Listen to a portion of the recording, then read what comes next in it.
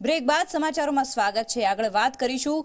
મોરબી જિલ્લાના ખેડૂતો ખૂબ જ પરેશાન થઈ ગયા છે। ખેડૂતોએ લસણ અને ડુંગળીના પાકનું વાવેતર તો કર્યું, પરંતુ પાકના પોષણક્ષમ ભાવો ન મળતા ખેડૂતોને આપઘાત કરવો પડે તેવી પરિસ્થિતિનું નિર્માણ થયું છે। હાલમાં લસણના માત્ર 2 થી 5 રૂપિયા ભાવ મળી રહ્યા છે। ઓછા ભાવો મળતા જિલ્લામાં લસણ, ડુંગળી, મગફળી અને કપાસનું વાવેતર કરનારા ખેડૂતોની હાલત દયનીય થઈ છે। ખેડૂતો પરેશાન થઈ ચૂક્યા છે। તો આ અંગે મોરબીના ખેડૂતો શું કહી રહ્યા છે, આવો સાંભળીએ।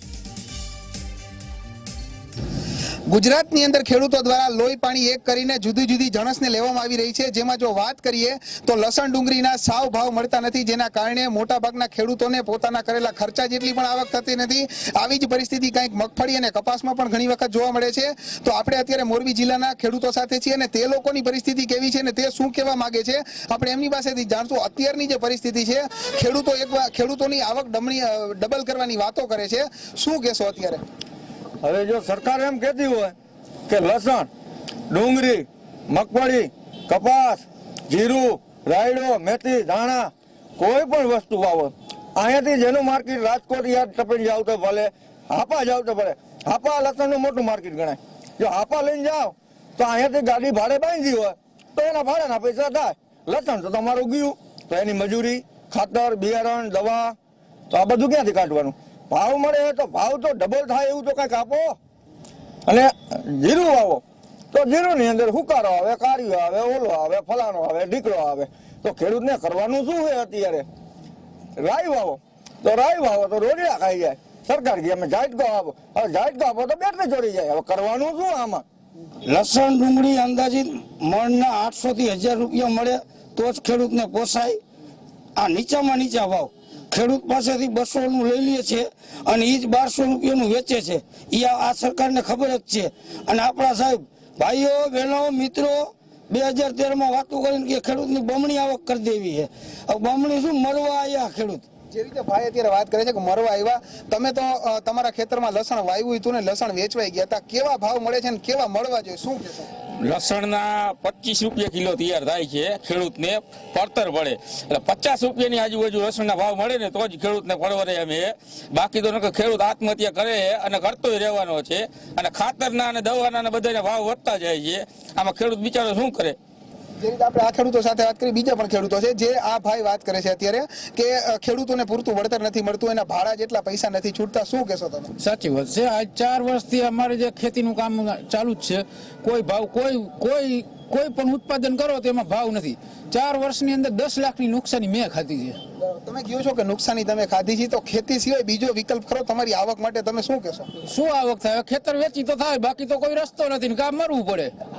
હવે એક ખેતર વેચી તો ભેગું થાય, એક ખેતર વેચી તો વાં એક જ વધવાનું, પછી તો અમારે કામ જ જવાનું ટિફિન લઈને, બીજું શું કરી શકીએ? આપણે અત્યારે મોરબી જિલ્લાના જે જુદા જુદા ખેડૂતો છે તેની સાથે વાત કરીએ ને તેમના કહેવા પ્રમાણે કપાસ વાવે, મગફળી વાવે, ડુંગળી વાવે, લસણ વાવે કે કોઈ પણ જણસ વાવે, જ્યાં સુધી તે માલ ખેડૂતો પાસે હોય છે ત્યાં સુધી તેની આવક નીચી હોય છે અને ત્યાર પછી તેના ભાવ રાતોરાત વધી જતા હોય છે। આમ ખેડૂતોને સીધો માર પડતો હોવાથી આગામી દિવસોમાં ખેડૂત ભાંગી જાય અને ખેતી પણ ભાંગી જાય તેવી પરિસ્થિતિ થાય તો નવાઈ નહીં। હિમાંશુ ભટ્ટ, ઝી24 કલાક, મોરબી। તો આ તો હતા મોરબીના ખેડૂતો। હવે ભાવનગરની વાત કરીએ તો ભાવનગરના ખેડૂતોએ આ વખતે બટાકા, મગફળી, ડુંગળી અને લસણના ભાવનું વાવેતર કર્યું છે, પરંતુ તેમને પોષણક્ષમ ભાવો ન મળતા ખેડૂતોમાં રોષ જોવા મળ્યો છે। ખેડૂતોને આ ભાવમાં બિયારણ અને દવાઓનો પણ ખર્ચ નીકળતો નથી। ખેડૂતોનું કહેવું છે કે સબસિડી પણ મળતી નથી, જેથી આર્થિક રીતે ખેડૂત નબળો પડી ગયો છે।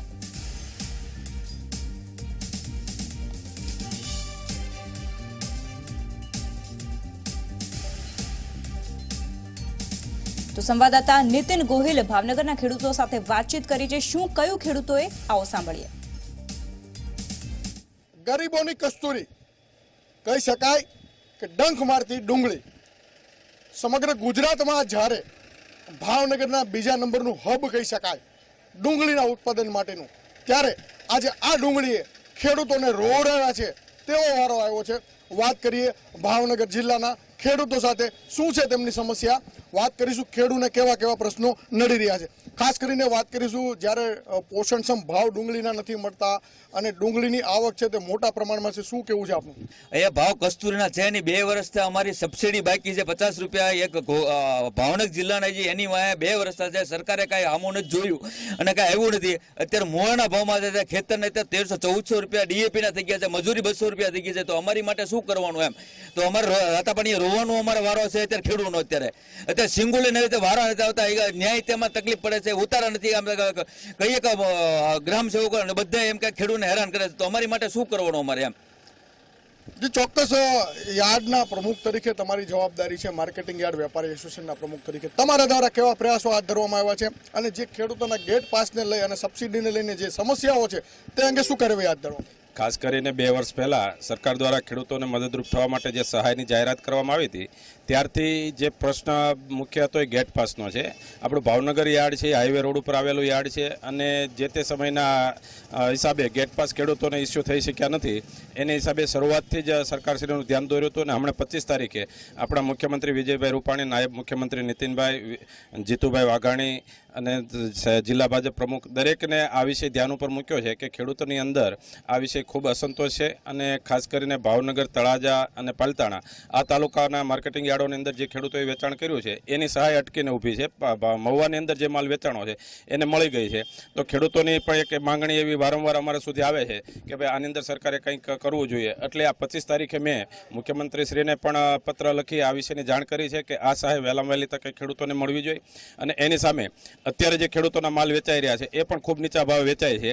એટલે એની માટે પણ સરકારને આપના માધ્યમ દ્વારા હું જાણ કરું છું કે આની અંદર પણ સહાય આ વર્ષે ખેડૂતોને મળે એવી કોઈ વ્યવસ્થા કરવી જોઈએ. અને બીજું, કેન્દ્ર સરકારે હજી ગઈકાલે ખૂબ મહત્વનો નિર્ણય લીધો છે ખેડૂતોના હિતમાં કે જે નિકાસ થતી હતી નિકાસની અંદર 5% જે સહાય રૂપે મળતા હતા એની બદલે 10% કરી દીધી છે. એટલે એનો લાભ ક્યાંક ને ક્યાંક ખેડૂત સુધી પહોંચશે એવી આશા છે. જે ચોક્કસ તમારી પાસેથી વાત કરીશું કે જ્યારે ડુંગળી પકાવવામાં આવતી હોય છે ત્યારે કેવા કેવા પ્રકારના તેની ઉપર ખર્ચ થતા હોય અને હાલ કેવા પ્રકારના ભાવ મળી રહ્યા છે? ખાતર, બિયારણ અને દવા અને મજૂરી એના અમને 50% પણ અત્યારે પૈસા મળતા નથી.